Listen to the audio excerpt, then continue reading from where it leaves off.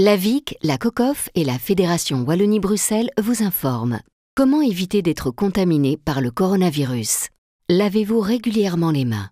Lavez-les soigneusement à l'eau et au savon, tant la paume que le dos, mais aussi entre les doigts. Comptez entre 40 et 60 secondes par lavage.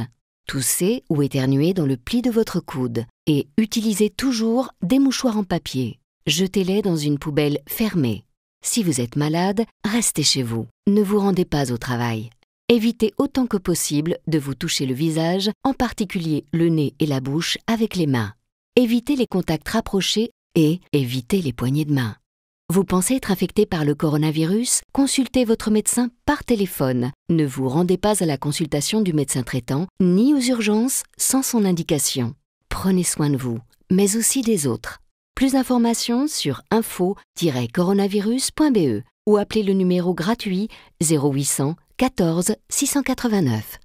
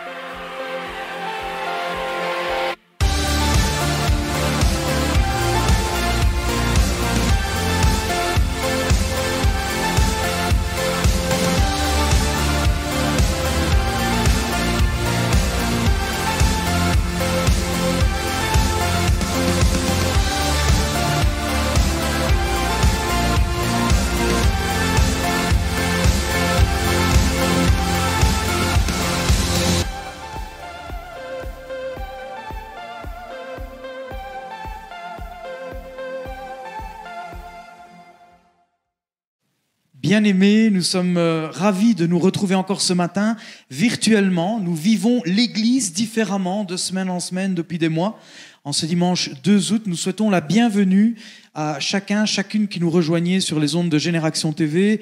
Merci pour votre fidélité, merci pour les messages, pour les likes, les petites références bibliques que vous laissez durant le chat. C'est un plaisir de vous lire et d'être bénis par votre participation active. Nous voulons ce matin lire un passage dans le livre des psaumes pour commencer ce culte avant de passer un moment dans la louange, dans l'adoration, dans le lieu très saint. Nous voulons lire le psaume 84 qui dit ceci: « Combien tes résidences sont aimées, Éternel, Maître de l'univers. Mon âme soupire et même languit après les parvis de l'Éternel. Tout mon être, chers amis, tout mon être pousse des cris de joie vers le Dieu vivant. Même le moineau trouve une maison et l'hirondelle un nid où elle dépose ses petits. Moi, je soupire après tes autels, Éternel, Maître de l'univers, mon roi et mon Dieu. Heureux ceux qui habitent ta maison, ils peuvent te célébrer sans cesse. » Quel merveilleux psaume ce matin, plein d'expressions. J'aime la façon dont le psalmiste nomme son Dieu comme le maître de l'univers. Il précise avec beaucoup d'assurance qu'il est souverain sur la création. Ce qui est merveilleux aussi, c'est quand il dit que ceux qui sont heureux en Dieu habitent sa maison. Alors vous n'êtes peut-être pas présent pour le moment physiquement dans un temple, mais même de chez vous, grâce à la présence du Saint-Esprit dans votre cœur, dans votre vie, sachez que vous êtes le temple de Dieu. Et de là où vous êtes, dans votre cuisine, dans le salon, en famille, avec vos enfants, vous pouvez vous réjouir ce matin de vous trouver spirituellement dans la maison de l'Éternel. Le Seigneur puisse avoir une faveur sur vous ce matin, qu'il puisse vous donner sa bénédiction si vous venez avec lui, devant lui, avec un cœur reconnaissant, avec un cœur bien disposé. Je vous invite à vous lever là où vous êtes, solennellement, et vous laisser bénir par le Seigneur. Nous voulons demander au Seigneur de bénir ce temps de partage. Nous voulons toujours que le Saint-Esprit soit présent et dirige toutes choses durant le culte. Nous ne voulons pas quelque chose de mécanique, nous voulons vraiment que le Seigneur ait la liberté de parler à votre cœur. Vous, peut-être qui nous rejoignez pour les premières fois, qui n'avez jamais entendu le message de l'Évangile, nous voulons vraiment que vous vous sentiez à l'aise, que vous puissiez vous aussi nous accompagner et louer le Seigneur avec nous. Père éternel, Maître de l'univers, Dieu du ciel et de la terre, nous nous réjouissons ce matin encore de nous retrouver dans ta maison. Seigneur, nous sommes au bénéfice de ta grâce. Tu t'es fait si petit pour nous relever, pour que nous puissions devenir tes enfants. Et nous voulons saisir ce matin encore l'occasion de pouvoir te célébrer virtuellement, à distance, avec nos bien-aimés, avec l'Église qui est répandue aux quatre coins de la terre. Par la présence du Saint-Esprit, nous nous tenons devant toi ce matin. Je te demande de bénir chaque personne, chaque homme et femme qui ont choisi ce matin de se connecter pour pouvoir vivre un temps de partage, de communion ensemble avec notre Église ce matin. Bénis-les, Seigneur. Reste avec chacun d'entre nous ce matin encore. Bénis ta parole qui sera partagée. Seigneur, nous nous réjouissons à l'idée que ton Esprit encore parle à celui et au cœur qui écoute avec un cœur bien disposé. Au nom de Jésus, Amen.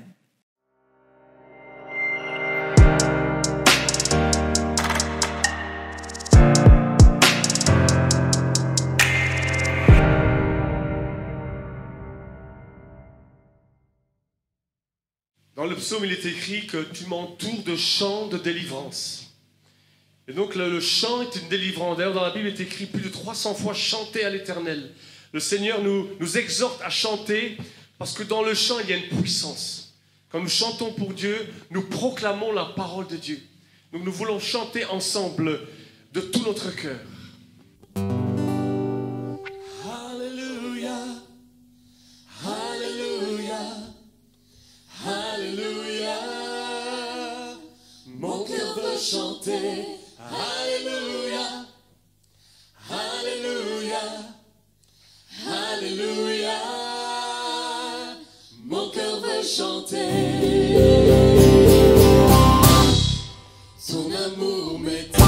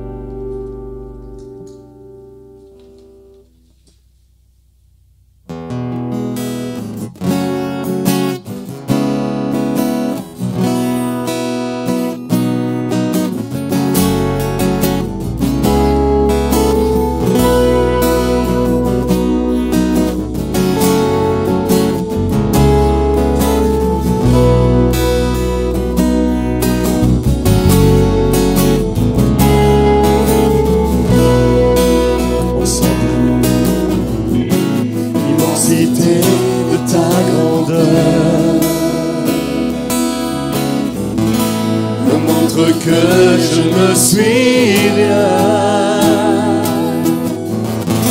Mais quand tu façonnais la terre, j'étais déjà près de ton cœur. Tu m'aimais avant que je sois. Et pour moi tu as tout donné. Toi seul pouvais me libérer. C'est pourquoi je veux t'adorer. Toi seul est digne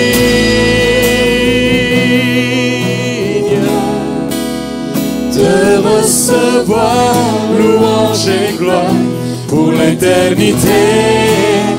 Toi seul est digne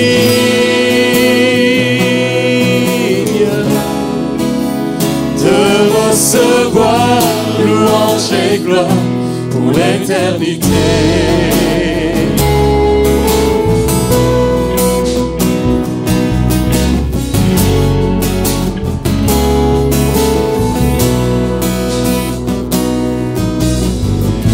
Dans ta présence je me tiens,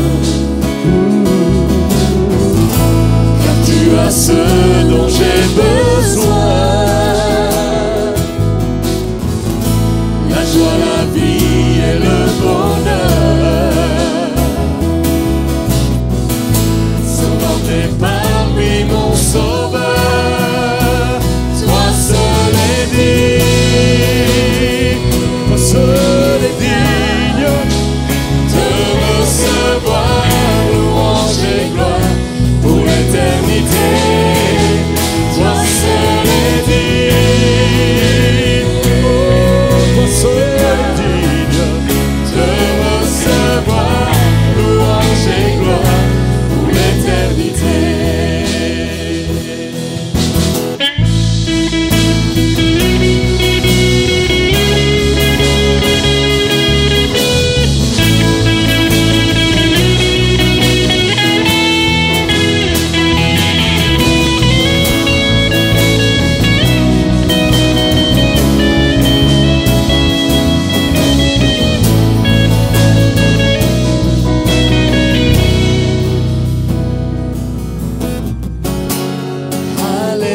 Alléluia, Alléluia,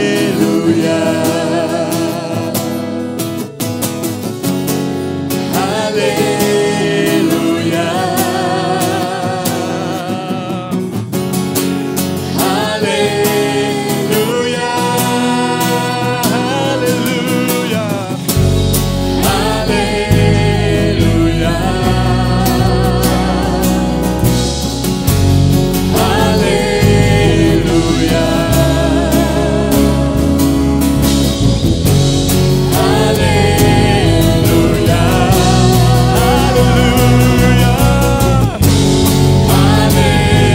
Alléluia, toi seul est digne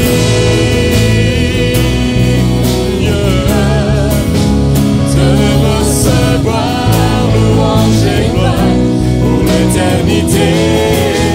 Toi seul est digne, toi seul est digne de recevoir louange et gloire pour l'éternité. Toi seul est digne, toi seul est digne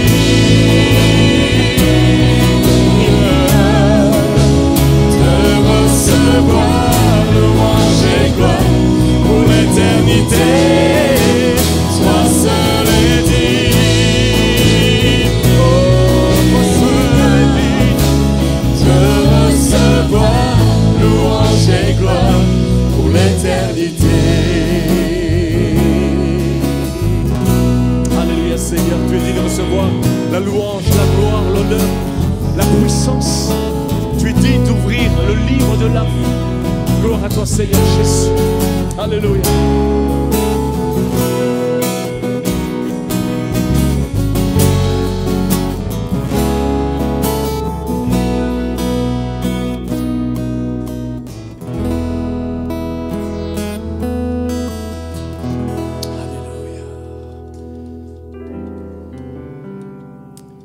Seigneur, nous sommes aujourd'hui devant ta sainteté. Tu es 3 fois saint. Mais Seigneur, merci parce que tu nous as sanctifiés par le sang de Jésus, ton Fils. Seigneur, merci parce que tu nous as mis à part pour te servir. À part pour te rendre toute la gloire, l'honneur que tu mérites. Seigneur, nous voulons t'adorer à travers ce sang, ce chant. Et Seigneur, nous voulons chanter ta sainteté. Seigneur, tu es le Dieu des armées. Et Seigneur, tu combats à nos côtés. Seigneur, merci. Merci pour ta présence dans nos vies. Alléluia, gloire à toi, Jésus. Chantons tous ensemble. Saint, Saint, Saint est le Seigneur, le Dieu des armées. Oh, Saint, Saint, Saint est le Seigneur, le Dieu des armées. La terre est remplie de sa gloire. La terre est remplie de sa gloire. La terre est remplie de sa gloire. Saint est le Seigneur. Saint, Saint, Saint le Seigneur. Dernière fois. Oh, Saint, Saint, Saint est le Seigneur, le Dieu des armées. Saint, Saint, Saint est le Seigneur, le Dieu des armées. La terre est remplie de sa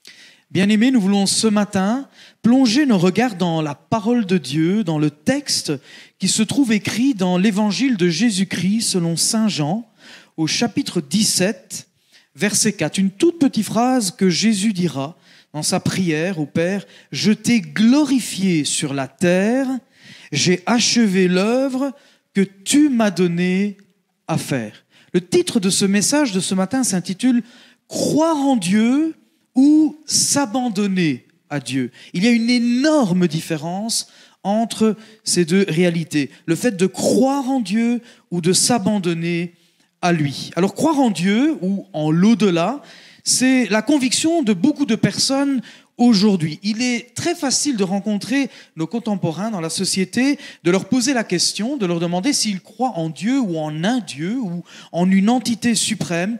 Et beaucoup vous répondront qu'ils croient à leur manière, à l'idée selon laquelle il y aurait de moins en moins de croyants sur terre. C'est ce que beaucoup pourraient croire. Mais que l'on soit chrétien, que l'on soit d'obédience catholique ou protestante ou orthodoxe, que l'on soit de confession israélite, on peut même être de confession musulmane ou bouddhiste, hindouiste ou autre, ou même agnostique, c'est-à-dire cette catégorie de personnes qui affirment avouent croire en un Dieu, mais se tiennent à distance. Ils n'en sont pas très certains et ils ne s'y intéressent pas vraiment. Mais tous vous diront quand même, en général et dans la grande majorité, tous vous diront qu'ils croient en Dieu, en une entité suprême. Certains diront qu'ils croient en des dieux, comme les polythéistes. Sauf quelques irréductibles athées qui, à supposer qu'il n'ait plus aucun doute sur l'existence de Dieu, vous diront qu'ils ne croient pas en son existence. Mais l'homme se rend quand même très vite à l'évidence et il n'a pas de difficulté avec sa raison ou malgré sa raison pour croire. Car la parole de Dieu nous dit que Dieu a placé dans le cœur de chaque être humain cette notion, cet ADN, cette pensée qui se réfère à l'au-delà, à l'éternité. Alors croire est un sentiment, est une démarche qui fait partie de l'ADN de l'être humain. La Bible atteste d'ailleurs cette propension innée, je vous l'ai déjà cité, il a mis dans le cœur la pensée de l'éternité. Alors la traduction en français courant, elle rend l'idée avec encore plus de clarté. Il a implanté au tréfonds de l'être humain le sens de l'éternité, ce qui met en évidence le fait qu'il n'est pas difficile pour l'être humain, surtout dans certaines situations de détresse, de crier à Dieu. Il n'est pas rare d'entendre des fois dans des films ou même dans des pièces de théâtre, « Oh mon Dieu !» On trébuche, on se trouve dans une situation de danger extrême et l'homme, d'où qu'il provienne, a cette exclamation qui lui sort très naturellement. « Oh mon Dieu !» Quelque chose qui le réfère à cet être qui est supérieur à lui. Avoir la foi, ce n'est pas se limiter à croire. La véritable démarche de foi consiste à un abandon total de soi-même au Dieu auquel nous disons croire. Alors combien de fois n'entendons-nous pas cette expression dans les milieux chrétiens ou durant les prédications, lors de séminaires, dans des camps, dans des rallyes de jeunesse? On entend souvent le fait de s'abandonner à Dieu. Quand on appelle les jeunes ou les personnes qui sont présentes à un culte, on les invite à s'abandonner à Dieu. Ce n'est peut-être pas un langage courant pour vous qui nous écoutez ce matin pour la première fois. Et pourtant, c'est très différent de la notion de simplement croire en Dieu. Entre croire et s'abandonner à Dieu, il peut y avoir un écart parfois gigantesque. Et contrairement à ce que l'on pourrait croire, cette démarche difficile, elle n'est pas que l'affaire des non-chrétiens. On est souvent étonné, même dans les milieux chrétiens, de voir que beaucoup de personnes, par tradition, parce qu'elles ont été élevées dans la foi chrétienne, disent simplement ou se contentent de dire de croire en Dieu. Et quand on leur demande de savoir si elles se sont abandonnées à Dieu, elles restent des fois avec un peu un sentiment de gêne. C'est pas très commode. Et elles concernent tout chrétien qui veut réellement suivre Jésus. Le simple fait de croire en Dieu ne suffit pas. Ce qui va faire la différence, c'est le fait de savoir si on va se mettre à la suite de Dieu à travers Jésus-Christ. Alors, je suis allé voir un peu dans le dictionnaire ce que voulait dire le verbe s'abandonner, donc avec cette préposition s'abandonner à, pour bien comprendre le sens de cette expression, s'abandonner, qui est un verbe pronominal. Il y a plusieurs sens dans le Larousse. Le sens premier, c'est se laisser aller, céder à ses penchants. Le deuxième sens, c'est se détendre, se soumettre, qui est déjà plus nuancé. Il y a un autre sens, c'est renoncer à la surveillance ou à la possession de soi-même. Et là, on est un peu plus dans le sujet. Le sixième sens nous donne aussi laisser aller son corps. Et là, ça devient plus intéressant. Laisser aller son âme, laisser aller son esprit. C'est là véritablement où je voudrais en venir ce matin. Et dans le cadre de cette réflexion, les termes en gras et en souligné vont dans le sens de s'abandonner à la miséricorde de Dieu, à la grâce divine. C'est ce que nous trouvons dans le dictionnaire. Alors Dieu, ce n'est pas un concept, ce n'est pas une idée, contrairement au fait de croire en Dieu, entre guillemets. Dieu, c'est celui avec lequel on va avoir un choc frontal. Quand Dieu se révèle dans la vie d'un être humain, oui, certaines fois, il le fait de façon très soft, il le fait dans l'espace d'une longue période de temps. C'est vrai qu'on dit souvent, on a déjà entendu dans des prédications, le fait de dire que Dieu est un gentleman. Il ne fracasse pas notre porte, il toque à la porte de notre cœur, et l'Écriture le dit aussi, mais abandonner notre volonté à celle de Dieu va quand même souvent nous porter à une crise très conséquente et très douloureuse. On va avoir une crise de foi. Quand on rencontre Dieu à travers Jésus-Christ, on va quand même devoir passer par une phase frontale. On va être confronté avec notre humanité, avec notre condition de pécheur. On va se voir dans le miroir et tôt ou tard, le Seigneur va nous amener à découvrir ce que nous sommes, ce que nous avons été quand nous marchions loin de sa sainteté, loin de sa grâce. Alors dès que cette bataille, puisque c'est une véritable bataille, se termine, elle est terminée une fois pour toutes à partir du moment où on a choisi de dépendre de Dieu complètement. Le dictionnaire parle de se laisser aller dans son corps, dans son âme et dans son esprit. On peut croire en Dieu et être très loin de Dieu. On peut croire en Dieu et être ennemi de Dieu. La parole de Dieu nous dit que même les anges, enfin les démons, le diable, croient en l'existence de Dieu et il tremble parce qu'il sait ce qu'il attend. Tout être humain qui prétend croire en Dieu doit tôt ou tard faire un choix. Et c'est là qu'intervient la personne du Saint-Esprit dans notre vie. Le Saint-Esprit qui nous convainc de péché, de jugement et de justice. Le Saint-Esprit qui nous accompagne dans notre cheminement. Le Saint-Esprit qui nous révèle qui est véritablement Dieu et il nous révèle qui nous sommes devant ce Dieu de sainteté. Alors oui, Dieu ne force personne, Dieu ne supplie personne à s'abandonner à lui, mais il nous le recommande vivement.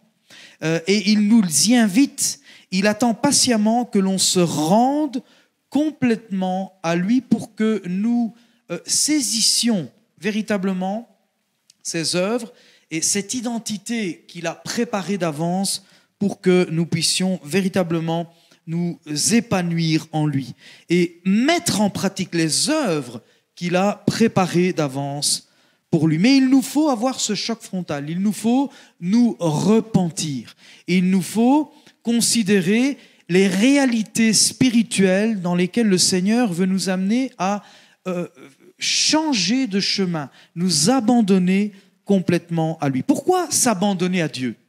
Eh bien, nous devons nous abandonner à Dieu pour être délivrés de nous-mêmes, être délivrés de notre péché. Voilà ce que Jésus dira dans l'évangile de Matthieu, au chapitre 11, verset 28. Il va nous lancer une invitation. Voyez-vous, comme nous l'avons dit tout à l'heure, comme un parfait gentleman, venez à moi, vous tous qui êtes fatigués, accablés, et je vous donnerai du repos. Alors on ne peut pas s'abandonner à Dieu sans être d'abord passé par une réelle et profonde conversion. Cette conversion va être précédée, comme je l'ai dit tout à l'heure, par un sentiment de repentance. On va ressentir une tristesse selon Dieu par rapport à la façon dont nous avons vécu loin de sa face.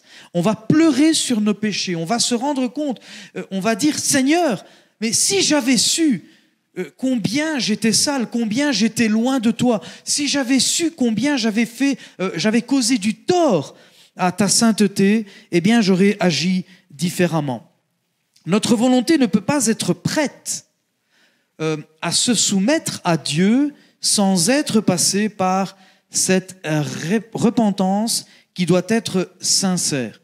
Encore une fois, je souligne le fait que cette démarche doit être volontaire. Dieu nous appelle, Dieu fait toujours le premier pas. C'est par grâce que nous sommes sauvés. C'est par grâce que Dieu a envoyé son Fils. Il a accompli en Jésus toutes les étapes qui étaient nécessaires à ce que nous puissions après pouvoir répondre à cet appel. Mais nous devons répondre à cet appel. Il en va de notre responsabilité. Alors nous avons vu que nous devons nous abandonner pour être délivrés, mais nous devons, après cela, nous abandonner à Dieu pour le servir. Beaucoup trop de chrétiens se sont arrêtés à l'abandon, à s'abandonner pour être délivrés. On s'abandonne à Dieu, on reconnaît nos péchés, on lui demande pardon, on vient remplir les bancs d'une église et puis on s'arrête. Mais Dieu ne nous a pas appelés pour nous arrêter. Dieu nous a appelés pour que nous pratiquions, pour que nous fassions avancer son royaume dans notre vie et aussi autour de nous et dans l'Église, dans la société dans laquelle il nous a placés. Voilà ce que dira Jésus dans l'Évangile selon Matthieu, au chapitre 16, verset 24. Il va nous inviter à aller plus loin. Si quelqu'un veut me suivre, qu'il renonce à lui-même. Vous voyez, encore une fois, cette notion d'abandon. Il s'agit de s'abandonner à Jésus-Christ, âme, corps et esprit, complètement, sans ne plus rien revendiquer comme droit sur nous-mêmes. Nous vivons dans une société aujourd'hui qui est aux antipodes, qui est hostile à cette idée de s'abandonner à Dieu. Oui, nous ne devons plus revendiquer nos droits sur nous-mêmes quand nous nous trouvons devant la présence de Dieu. Dieu, en Jésus-Christ, sait parfaitement ce dont nous avons besoin. Nous n'avons pas besoin de revendiquer à Jésus-Christ nos droits. C'est lui qui nous a créés, c'est lui qui nous a façonnés, c'est lui qui sait parfaitement ce dont nous avons besoin. Nous n'avons pas besoin de lui dire « Seigneur, j'ai droit à ceci ou cela ». Cherchez d'abord le royaume de Dieu et sa justice, et la parole de Dieu nous dit clairement, et toutes les autres choses, tout ce dont nous avons besoin, nous sera donné avec lui. Il s'agit donc de nous abandonner à lui avec une pleine confiance. Nous devons nous sentir à l'aise devant la personne de Jésus. Alors c'est vrai que nous vivons dans une société très rationnelle, une société où la méfiance est de rigueur, quoique beaucoup de personnes se laissent souvent attraper dans des pièges, dans des manipulations, mais de nature, l'homme est méfiant. Et moi, je suis quelqu'un aussi de méfiant. J'ai difficile à donner ma confiance aux personnes. Mais s'il y a bien quelqu'un en qui j'ai appris à faire totalement confiance, c'est la personne de Jésus. Nous pouvons nous abandonner à lui parce que Jésus respecte notre dignité. Il respecte notre personne. C'est lui qui nous a créés. C'est lui qui nous aime d'un amour inconditionnel. C'est lui qui sait exactement la raison pour laquelle nous avons été créés.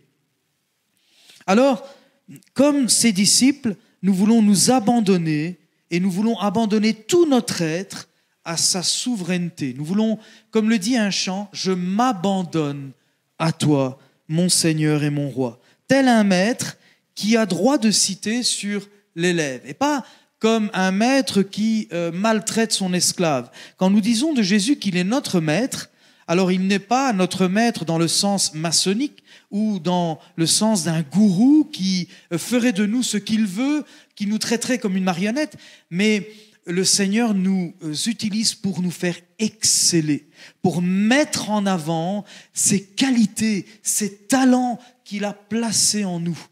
Frères et sœurs, amis qui nous rejoignaient ce matin, si tu savais ce que Dieu a placé dans ta vie, si tu savais le talent précieux que Dieu a placé dans ta vie, ce qu'il veut faire émerger, tu dirais directement, en toute sincérité, Seigneur, oui, je m'abandonne à toi. Alors, certaines personnes veulent de Dieu qu'il s'exécute ou qu'il réponde à leurs exigences. Et j'ai déjà entendu des personnes me dire, pasteur, moi j'aimerais bien savoir d'abord ce à quoi Dieu m'appelle. Je voudrais entrevoir ce que Dieu veut faire de moi, ce que je serai dans 5-10 ans. Mais c'est un peu trop facile. Nous avons entendu la prédication du pasteur Trichard la semaine dernière où nous avons parlé d'Abraham. Abraham n'avait absolument aucune idée de savoir où Dieu allait l'emmener quand il a été appelé en Chaldée, quand Dieu l'a appelé à quitter son environnement, sa famille, et aller là où il l'appelait. Il a cru, il a mis sa confiance en Dieu. Voyez-vous, croire en Dieu ne suffit pas. Il faut s'abandonner totalement à lui, c'est-à-dire lui donner cette pleine confiance. Dorénavant, quelles que soient les circonstances, Jésus doit me suffire. Il doit me suffire pour affronter tous les défis, tous les challenges, toutes les promesses qui se tiennent devant moi. Nous voulons lire dans 2 Corinthiens, au chapitre 12, verset 9, « Ma grâce te suffit, m'a-t-il dit, car ma puissance s'accomplit dans la faiblesse. » Dans notre humanité, nous pouvons reconnaître d'être faibles et de dire à Dieu, « Seigneur, je n'ai absolument aucune idée de savoir ce que tu veux faire de moi. » Avant d'être appelé au ministère, j'étais très sceptique, j'étais très timide. Quand certains frères m'ont approché pour me partager ce que Dieu avait révélé à leur cœur à mon sujet, je suis resté ahuri, je me suis dit, c'est pas possible, ils se trompent. Et dans ma faiblesse, à un certain moment, après avoir combattu contre Dieu, après avoir repoussé l'appel de Dieu, j'ai baissé les armes, entre guillemets. J'ai dit, Seigneur, je ne veux pas m'opposer à toi, je ne veux pas m'opposer à ton appel. Tu connais ma faiblesse, tu connais ma petitesse, tu connais mes limites. Seigneur, je m'abandonne à toi. J'abandonne mon âme, j'abandonne mon corps aussi. Je veux assujettir mon corps et le tenir soumis à l'Esprit Saint. Et je veux aussi que tu prennes le contrôle de mes pensées afin que véritablement ta volonté s'accomplisse dans ma vie. Alors, il y a une troisième raison aussi pour laquelle nous devons nous abandonner. Nous devons nous abandonner parce que nous appartenons à Dieu. Nous sommes liés, nous avons été créés à son image. Nous abandonner jusqu'à la mort. Oui, jusqu'à la mort, nous dit la parole de Dieu. Dans l'évangile de Jean, au chapitre 21, verset 18, voilà ce que le Seigneur Jésus dira. En vérité, je te le dis, quand tu étais plus jeune, tu te saignais toi-même et tu allais où tu voulais. Mais quand tu seras vieux, tu étendras tes mains et un autre te ceindra et te mènera où tu ne voudras pas aller. Il dit cela pour indiquer par quelle mort Pierre glorifierait Dieu. Ayant ainsi parlé, il lui dit quelque chose de très fort et c'est ce qu'il vous dit encore ce matin. Il lui dit, suis-moi. Je ne suis pas sûr que Pierre a compris, a saisi tout le sens de ce que Jésus était en train de lui dire. En fait, il était en train de lui faire entrevoir par cette réalité que Pierre ne ferait pas toujours ce qu'il aurait envie de faire. Et savez-vous, moi je ne veux pas, à la lecture de ce passage, je ne veux pas que Dieu me dise ce qu'il adviendra de moi dans quelques années, puisque la parole de Dieu me dit clairement, et je veux apprendre de ce texte, la grâce de Dieu me suffit. Je veux dépendre du Seigneur. Je ne veux pas savoir où je serai dans 5 ans.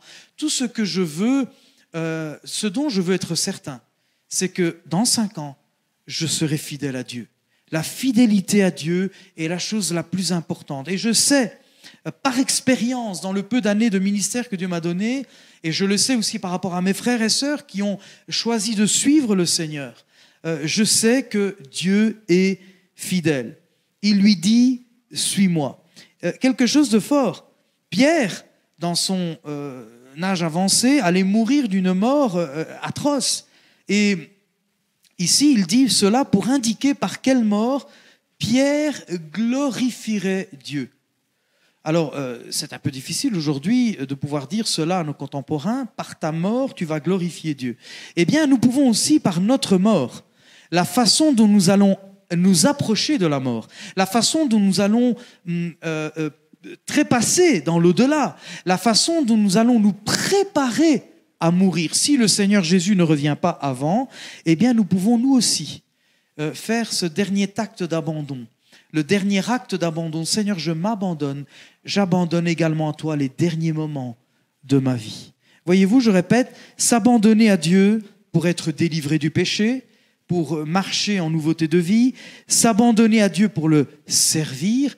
Ne soyons pas des chrétiens non fertiles, des chrétiens stériles, ça n'existe pas. Dieu a préparé pour chaque personne qui s'abandonne à lui une mission. Il a préparé pour chacun d'entre nous des œuvres préparées d'avance, avant même que nous existions. Alors attention, et je termine avec ça, attention au fait de s'abandonner devant Dieu sous le coup de l'émotion. Nous ne voudrions pas ce matin que vous vous abandonniez simplement en écoutant votre cœur, vos sentiments. Ce que je vous invite à faire ce matin, alors que la sœur Rosemarie Camarata, épouse du pasteur Alain Trichard, nous conduira dans un moment de prière, ce que je vous invite à faire, c'est d'écouter la voix du Saint-Esprit. La voix du Saint-Esprit, elle est reconnaissable parmi toutes les autres voix. Elle ne nous trompe pas. Elle nous révèle qui est Jésus-Christ. Elle te révélera qui tu es vraiment devant la sainteté de Dieu. Parce qu'on peut reprendre vite le droit sur soi-même quand on ne s'abandonne que lors de moments de forte émotion. Mais ce matin, je suis certain, je fais confiance au Seigneur, que vous ne vous approchez pas du Seigneur. Vous ne voulez pas vous abandonner à Dieu simplement sur le coup de l'émotion. Vous allez faire un acte qui va marquer votre vie jusque dans l'éternité ce matin. Je vous invite à vous abandonner, comme le dit le dictionnaire tout à l'heure, âme, corps et esprit, afin que notre âme, nos corps et notre esprit soient trouvés, nous dit la parole, irréprochables pour le jour du Seigneur. J'inviterai Rosemary à me rejoindre. Je prie que le Seigneur vous bénisse, que cette parole puisse trouver un écho dans votre cœur, qu'elle puisse cogiter cette semaine, que vous puissiez la repasser, relire les textes et laisser le Saint-Esprit vous parler. Je demanderai à Rosemary de prier ce matin. Je vous demande vraiment de vous approcher au trône de la grâce et de prier avec elle. Seigneur, notre Dieu, notre Père, quelle grâce et quel privilège de pouvoir entendre ta parole. Seigneur, merci parce que tu es devenu notre Père et en devenant notre Père, nous sommes devenus tes enfants. Pour nous, c'est un privilège immense. Merci pour cette parole qui encourage notre foi. Nous t'avons reçu pour certains d'entre nous depuis de nombreuses années et nous pouvons témoigner de ta fidélité de chaque jour. Tu ne nous as jamais abandonnés. Comme un père qui prend soin de ses enfants, Nous pouvons dire que tu as pris soin de chacun d'entre nous.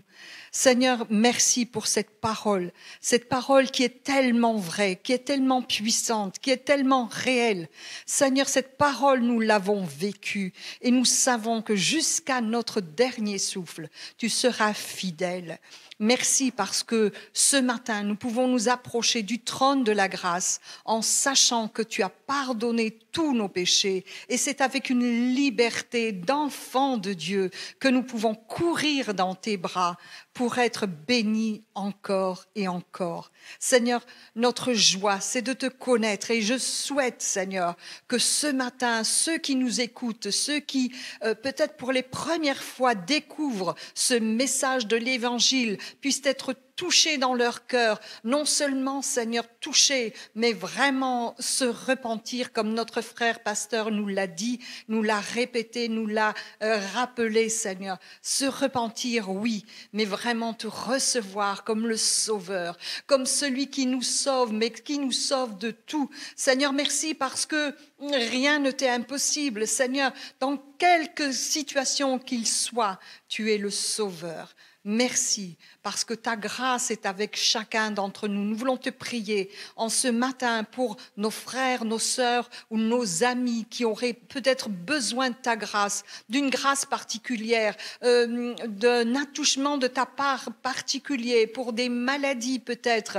Seigneur, nous voulons nous approcher de ce trône de grâce en sachant que tu es l'Éternel qui guérit aussi. Nous voulons vraiment nous confier en toi, parce que ce que tu disais hier, Seigneur, dans ta parole, les miracles que tu accomplissais, les malades que tu guérissais, nous savons que tu peux l'accomplir encore aujourd'hui, parce que ta parole nous rappelle que tu es le même hier, aujourd'hui et pour l'éternité. Merci parce que ta parole va s'accomplir. Merci parce que les cœurs vont être touchés ce matin. Merci parce que des jeunes gens vont se lever pour te servir. Merci parce qu'il va y avoir des vocations. Merci parce que ce monde, Seigneur, a besoin d'entendre ce beau message de l'Évangile, cette bonne nouvelle qui est vraiment Jésus-Christ qui est venu sur cette terre pour nous comprendre, pour nous aimer, pour nous donner la vie et la vie en abondance. Nous voulons vraiment te bénir,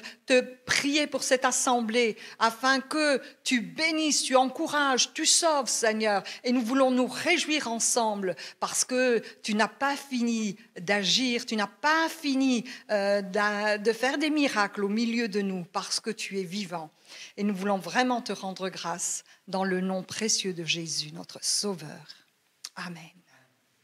Merci Rosemary pour la joie de t'avoir parmi nous ce matin. Nous avons terminé avec cette belle prière. Nous voulons remercier le Seigneur pour sa fidélité. Nous voulons remercier le Seigneur parce qu'il a toujours une parole personnelle à nous adresser aux uns et aux autres. Et je prie que le Seigneur puisse vraiment trouver un cœur disposé là où vous êtes ce matin.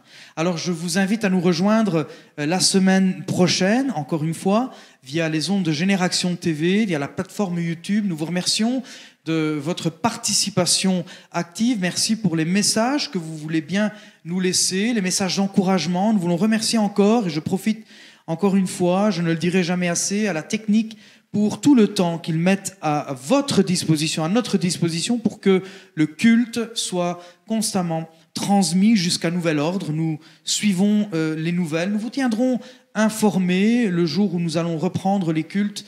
Nous vous tiendrons informés. Nous bénissons le Seigneur parce qu'il est fidèle, il reste avec chacun d'entre nous. Je vous demande de vraiment prier les uns pour les autres.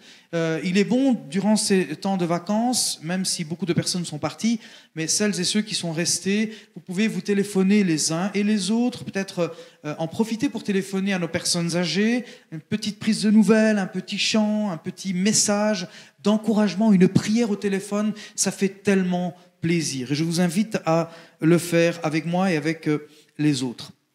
Bien, nous avons également sur l'écran, vous pouvez voir les références qui apparaissent, l'adresse email, mon adresse email. Vous pouvez m'envoyer des messages. Vous pouvez également me téléphoner sur mon numéro de GSM qui apparaît également. Le numéro de compte de l'Église apparaît également pour celles et ceux qui veulent continuer à nous soutenir financièrement. Je vous invite à vous lever solennellement, là où vous êtes à la maison, devant la présence de Dieu, notre grand Dieu, oui. Là où vous êtes, partout où nous sommes devant la présence de Dieu. Et nous voulons terminer ensemble avec cette bénédiction apostolique. Et maintenant, que la grâce infinie de notre Seigneur Jésus-Christ, l'amour inconditionnel de Dieu le Père et la communion rassurante du Saint-Esprit restent avec chacun d'entre nous maintenant et à tout jamais. Amen. Que le Seigneur vous bénisse et vous fasse du bien. Bon dimanche.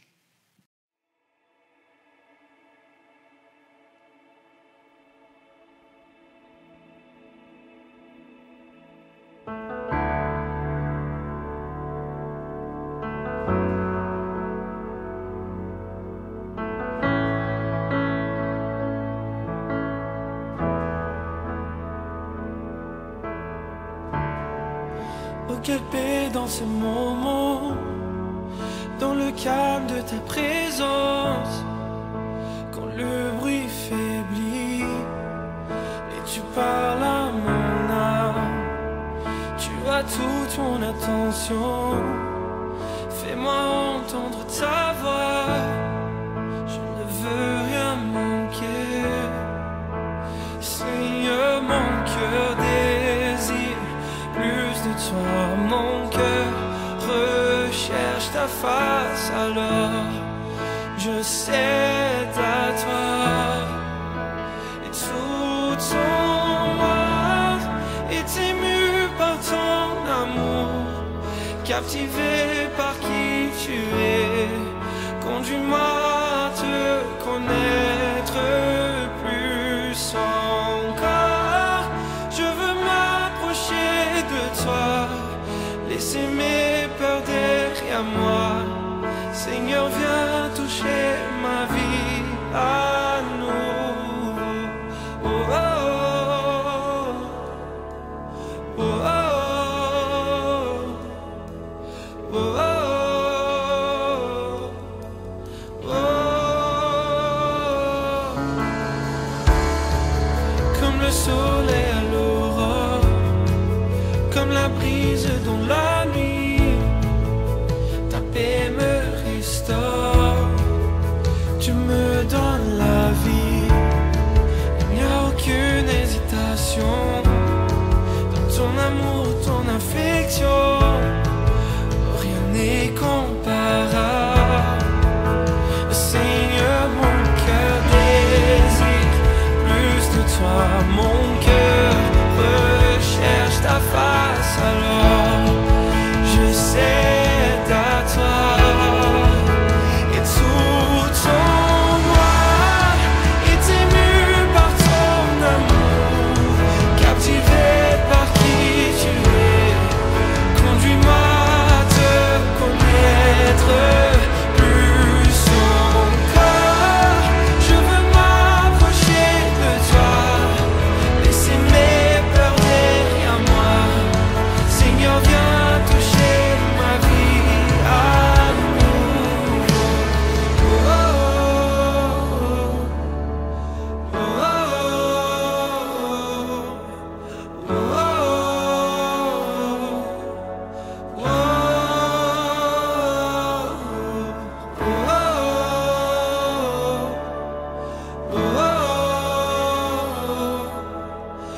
oh, à toi j'ouvre mon cœur, Seigneur. À toi j'ouvre mon cœur à jamais. Donc fais ce que toi seul sais faire. Jésus, viens régner dans ma vie. À toi j'ouvre mon cœur, Seigneur. À toi j'ouvre mon cœur à jamais. Donc fais ce que toi seul sais faire. Jésus, viens régner dans ma vie. À toi j'ouvre mon cœur.